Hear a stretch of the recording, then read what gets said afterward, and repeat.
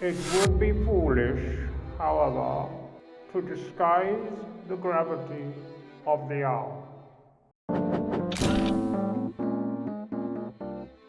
Hello, it's John, your pronunciation and accents coach, and right here you can get a better British accent.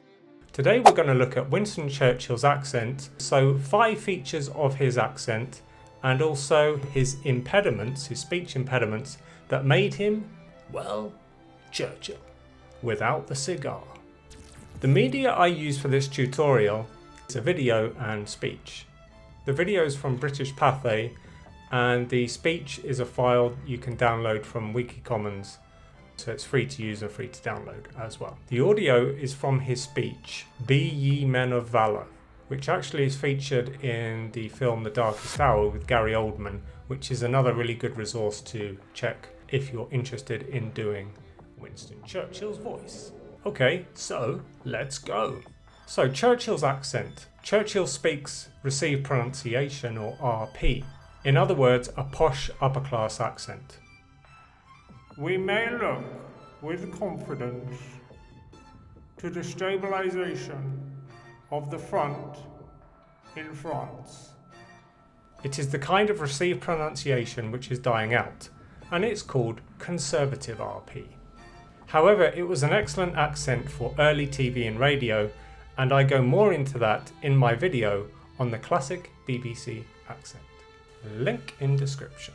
Now let's look at 5 features of the accent that Churchill uses. Feature 1 is called the S is different.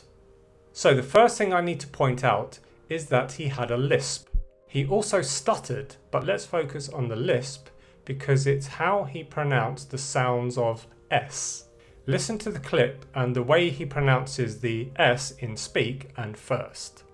I speak to you for the first time as Prime Minister. The next feature is called Why like fit and not feet. In older versions of RP, such as conservative RP, people used to pronounce the sound of the letter Y at the ends of some words with an I and not an E sound like we do today. So it was more like I like in the word fit, not E like in the word feet. Consequently, he said something like this. For the life of our country. Okay, let's move on. Next feature is called A like messes, not masses. In the next extract, Churchill uses the feature of pronouncing some words with a modern A sound to sound more like an E sound. I think this is quite clear when he says messes for masses. For example, the large masses are moving forward. The next feature is our like R. Churchill's accent has the feature of making his our sounds sound more like R.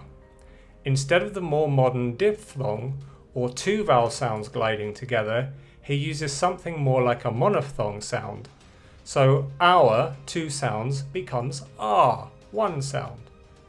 He pronounces the word our as a diphthong, just like we do today. This can be heard when he says, in a solemn hour for the life of our country. R is for tapping.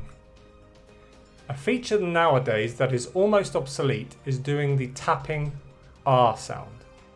It's called the tapped R because you tap the roof of your mouth to actually create the sound. But actually, Churchill seemed to use this not really in his speeches, but when he was doing interviews or other kinds of speaking. Just listen to how he says February. Ladies and gentlemen, the vote you will give on February the 23rd is of profound importance to your future. We have differed and quarrelled in the past, but now one bond unites us all, to wage war until victory is won, and never to surrender ourselves to servitude and shame, whatever the cost and the agony may be.